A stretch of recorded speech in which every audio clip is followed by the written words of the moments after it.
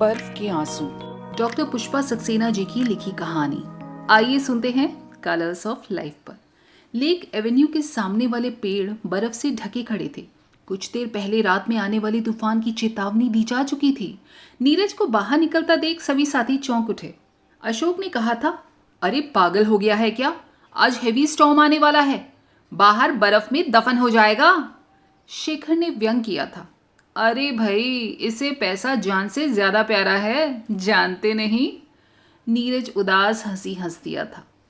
बहुत कुछ नहीं जानते हो मेरे दोस्त, तुम सबको तो फाइनेंशियल एड मिलती है ना, मेरी बात नहीं समझोगे।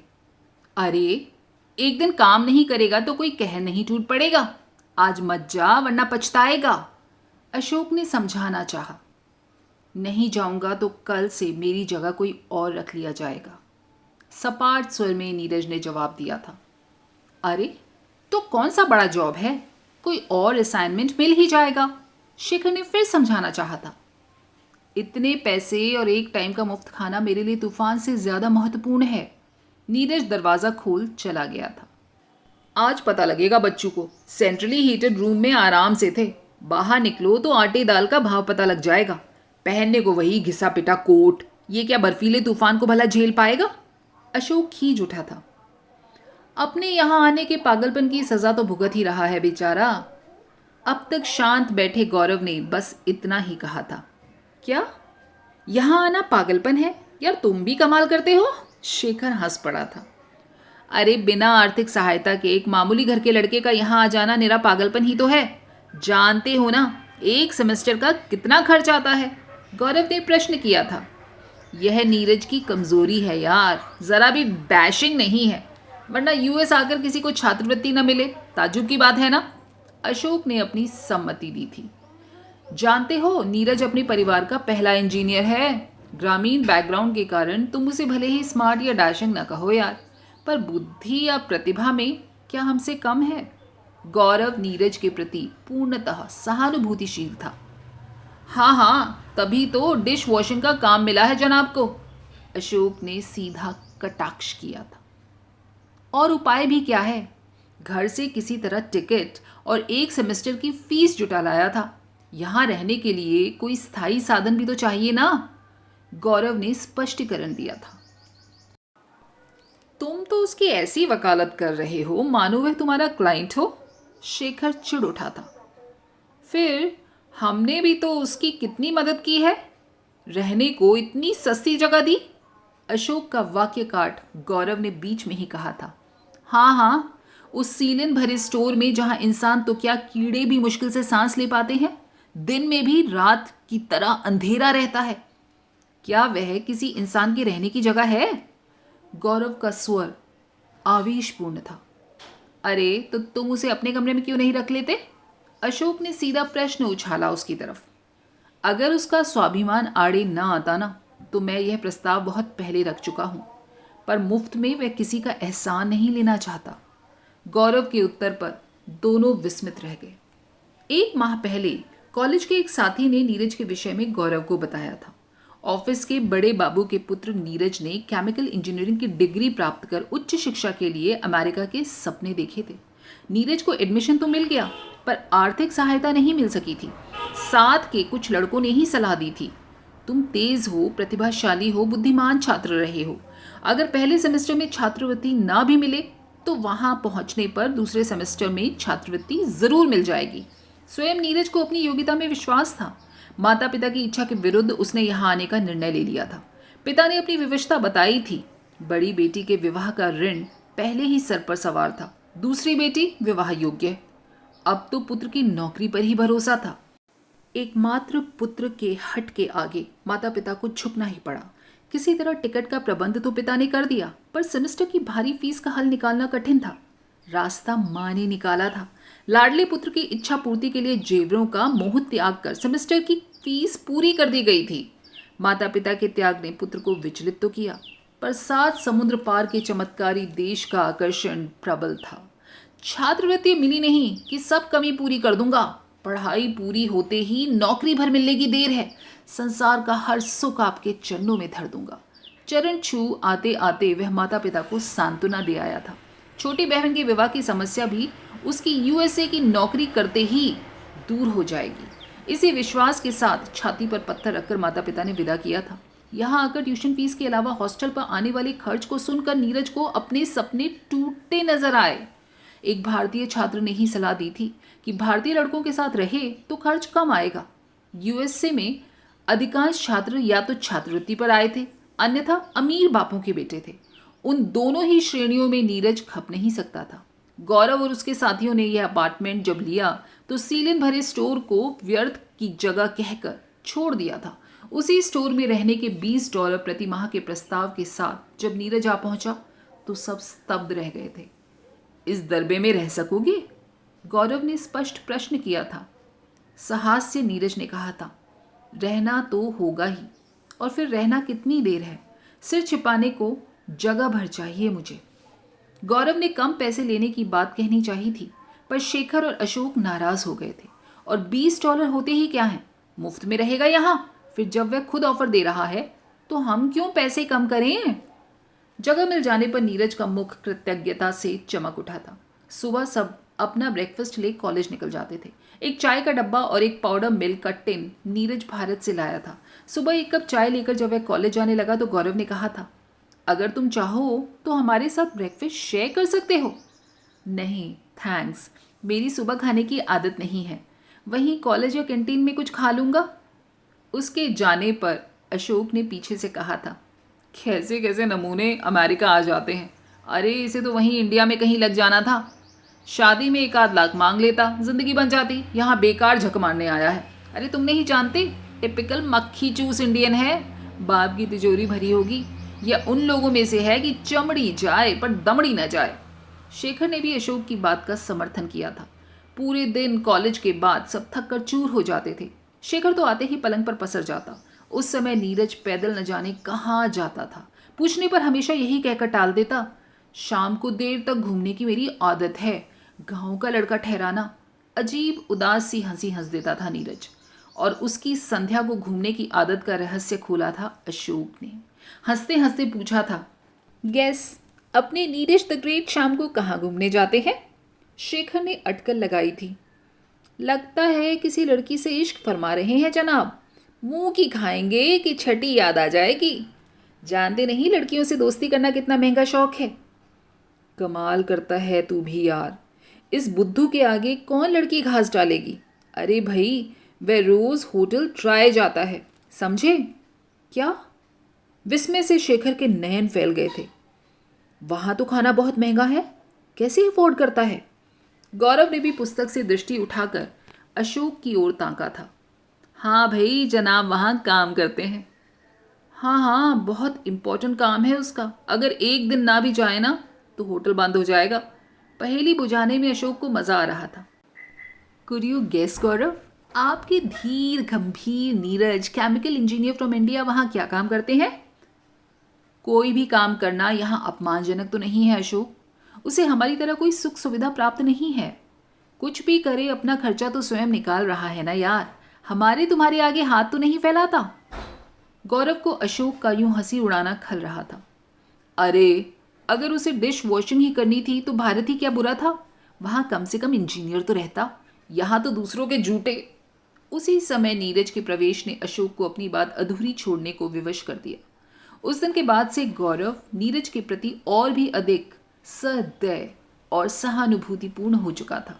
रात देर गए जब सब सोते थे, नीरज पुस्तकों में सिर झुकाए अपना भविष्य संजोता था। घर से आने वाले पत्रों की नीरज को बहुत प्रतीक्षा रहती थी।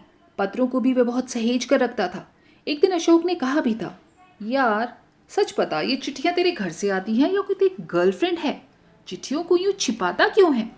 नीरज बस मुस्कुरा भर दिया था, पर सचमुच घर से आई चिट्ठियां वह सबकी दृष्टि से मानो बचाए रखना चाहता था। उस दिन शेखर कॉलेज से जल्दी आ गया था। लेटर बॉक्स में बस नीरज के लिए एक पत्र था। पत्रों के प्रति नीरज की उत्सुक प्रतीक्षा ने शेखर को वह पत्र पढ़ने को बाध्य सा कर दिया था। पत्र नीरज के पिता का था। पुत्र को अच्छी फर्म में नौकरी पाने के लिए बधाई के साथ ही घर की समस्याओं का विस्तृत ब्यौरा था। माँ को डॉक्टर ने कैंसर का संदेह बताया है। छोटी बहन माँ की बीमारी के कारण कॉलेज नहीं जा सकती। पिता के रिटायरमेंट को 8 माह शेष हैं। नौकर रख पाने की सुविधा के अभाव में छोटी बहन घर का सारा दायित्व संभाल रही है। भगवान से प्रार्थना है नीरज दिन दूनी रात चौगनी तरक्की करे ताकि घर की समस्याएं हल हो सकें। नीरज की फर्म के स्वामी को पिता ने आशीष भेजी थी। साथ ही नीरज को लिखा था यदि संभव हो तो कुछ पैसे एडवांस ले भेजे। माँ की स्थिति चिंताजनक है। पुत्र के लिए आशीर्वाद के साथ पिता के हस्ताक्षर थे। पत्र को ज्यों का त्यों लेटर बॉक्स में डाल शेखर ने हंसते हुए रस से उद्घाटन किया था। तो दोस्तों, हमारे Neeraj ji chemical manufacturing factory में मैनेजर हैं। सूचना बकौल नीरज। अरे भाई, झूठ की भी तो हद होती है। ये तो अपने बाप को ही बना रहा है। तुमने उसका पत्र क्यों खोला शेखर? क्या यही तुम्हारी सभ्यता है? गंभीर स्वर में गौरव ने प्रतिवाद किया था। प्रतिवाद की शेखर को आशा नहीं थी।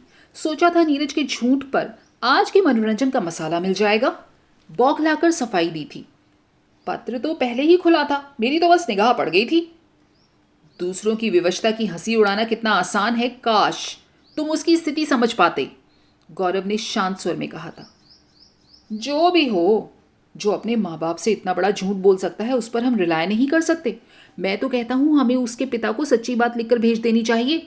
अचानक कभी उनको सच्चाई का पता लगेगा तो कितना बड़ा शौक लगेगा उन्हें। अशोक ने कंसर्न शो किया था। अगर तुम दोनों में से किसी ने भी ऐसा कुछ किया तो मुझसे बुरा कोई नहीं होगा, समझे? व्हाट आई से आई मीन इट। हमेशा शांत रहने वाले गौरव को उत्तेजित देख दोनों डर से गए थे।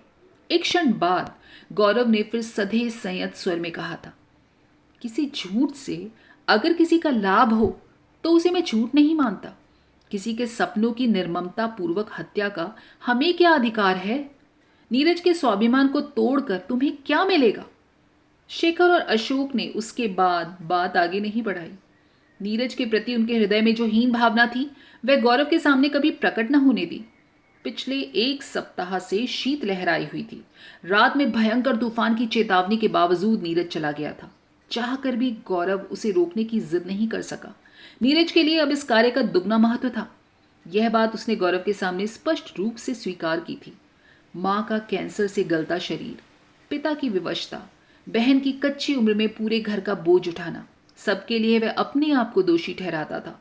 अपने यहाँ आने के अपराध के प्रायश्चित स्वरूप वह कुछ भी करने को तत्पर था। किसी तरह उससे रुपये कमाकर घर भेजने ही थे। घर वापस लौटने से उसका स्वाभिमान आहत होता था। किस मुंह से वापस जाए? क्या कहेगा वह उनसे? बाहर बादल की गरज और हवा की तूफानी साएं साएं बढ़ती जा रही थी। बर्फ गिरना शुरू हो गई थी। कैसे इस तूफान में नीरज पैदल आ सकेगा? गौरव उद्विग्न था। अशोक और शेखर भी अब चिंतित नजर आ रहे थे। अच्छा हो नीरज आज होटल में ही रुक जाए। इस बर्फीले तूफान में इतनी दूर पैदल कैसे आएगा? शेखर ने कमरे का मौन तोड़ा था। कितना मना किया था कि आज काम पर मत जाओ, पर उसे तो बस रुपया कमाने की धुन सवार थी। इडियट कहीं का। अशोक भी परेशानी में झुंझला रहा था। और उपाय भी क्या है उसके पास? उसकी स्थिति हम सबसे छिपी नहीं है। उसका स्वाभिमान हमारी सहायता भी तो स्वीकार नहीं करता। गाड़ी भी नहीं है हमारे पास, वरना ले आते उसे। भगवान ही रक्षा करे। गौरव मानो अपनी व्यग्रता छिपा रहा था। नीरज की प्रतीक्षा करते तीनों न जाने कब सो गए। तूफान शांत होता जा रहा था। रात के सन्नाटे तो तोड़ती टेलीफोन की घंटी बजी थी। शेखर नींद से जागता बड़बड़ाया था, लो आ गई मुसीबत। भला वापस आने का ये वक्त है? टेलीफोन की घंटी फिर बजी थी। रिसीवर उठाकर शेखर ने कहा था, हेलो। हेलो के प्रत्युत्तर में एक अजनबी नारी स्वर ने पूछा था, is it 27 lake Avenue? Shekhar के यस पर उसी आवाज ने गौरव को बुलाया था। आपके एक फ्रेंड कार से हिट हो गए हैं, आपसे मिलना चाहते हैं। जल्दी से क्वीन मेरी हॉस्पिटल में आ जाइए प्लीज। जी हाँ, वह इमरजेंसी वार्ड में है। ओह गॉड, कहकर गौरव ने रिसीवर रख दिया था। कुछ देर में ओवरकोट मफलर से शरीर ढककर तीनों टैक्सी से क्वीन मेरी हॉस्पिटल की ओर चल दिए थे। डॉक्टर ने सूचना दी थी, ही इज इन कॉमा। बहुत ब्रेव लड़का है। बुरी तरह हिट होने पर भी सेंसेस में था। होश रहते गौरव को याद किया था। कार का स्वामी कोई अमेरिकन वृद्ध था। तीनों लड़कों के साथ नीरज के लिए प्रार्थना कर रहा था। Poor child. इतने तूफान में विजिबिलिटी तो शून्य थी। डोंट वॉक पर सड़क पार कर रहा था। मैं तो उसे देख ही नहीं पाया। God save him. तीनों मित्र स्तब्ध ताक रहे थे। नर्स ने आकर उन्हें दुखद सूचना दी थी। उनका मित्र उन्हें छोड़ गया है। वह एक्सट्रीमली सॉरी थी। नीरज की जेब से मिला पत्र गौरव को थमाकर नर्स चली गई थी। डॉक्टर ने भी सहानुभूति प्रकट की थी। एक्चुअली स्पीकिंग, तुम्हारे फ्रेंड में स्टेमिना था ही नहीं, वरना यंग लड़के इतनी चोट झेल जाते हैं। I think he was under nourished. पत्र नीरज ने अपने पिता को लिखा था। मुझे अच्छी नौकरी मिल गई है पिताजी।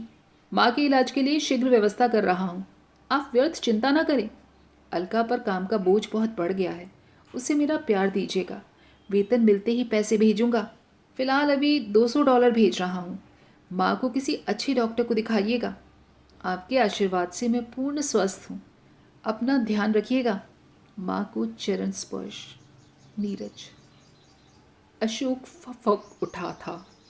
चलते समय मैंने ही कहा था वह बर्फ में दफन हो जाएगा। मैं क्या जानता था मेरी बात सच हो जाएगी। गौरव ने अपना सांत्वनापूर्ण हाथ उसके कंधे पर रख दिया था। शेखर के नयन अश्रुपूर्ण थे। तीनों ने एक दूसरे को देखा। जिसने उन पर अपना कोई दायित्व कभी नहीं डाला, जिसके स्वाभिमान ने भूखे रहकर भी उनके सामने कभी हाथ नहीं फैलाने दिया, आज वह अपना संपूर्ण दायित्व उन पर कैसे छोड़ गया। डॉक्टर ने $200 गौरव को दिए थे। तुम्हारे फ्रेंड ने तुम्हें देने को कहा था। कितने गलत थे वे। अपने अंतिम संस्कार का खर्च भी नीरज स्वयं दे गया था। भला वे स्वाभिमानी जाते जाते ऐसी गलती कर सकता था। गौरव, मैं अपनी बचत के सारे पैसे देता हूँ। तुम नीरज के पिता को भेज दो। शेखर की भावुकता फूट पड़ी थी। हाँ गौरव, हम सब मिलकर उसकी बॉडी इंडिया भेज दें और बाकी अपने सारे पैसे उसके घर भेज देंगे। Poor fellow. अब उसके घर वाले क्या करेंगे गौरव? अशोक का गला रुंध गया था। शायद यही ठीक होगा। उसके पिता को यहाँ बुलाकर उनका भ्रम तोड़ना गलत होगा। कम से कम उन्हें यही संतोष रहेगा कि बेटा बहुत बड़ी नौकरी कर रहा था, सुखी संतुष्ट था। आज पहली बार गौरव उनके विचारों से सहमत था। पुलिस अपनी कार्रवाई कर चुकी थी। गलती नीरज की ही थी, यह स्पष्ट था। इंस्पेक्टर ने भी यही कहा था। पहले तो हमने सोचा कि वह कोई ड्रंकर्ड होगा, पर डॉक्टर ने बताया कि वह नॉन एल्कोहलिक था। इतने तूफान में वह क्यों निकला? कहीं कोई लव अफेयर तो नहीं था? शांत गौरव ने यही कहा था। वह काम पर जाने के लिए विवश था। हम उसे रोक नहीं सके इंस्पेक्टर, दैट्स ऑल। कार का स्वामी बार बार अपने को कर्स कर रहा था। क्यों आज गाड़ी बाहर निकाली? विश्वास कीजिए मेरी गलती नहीं थी।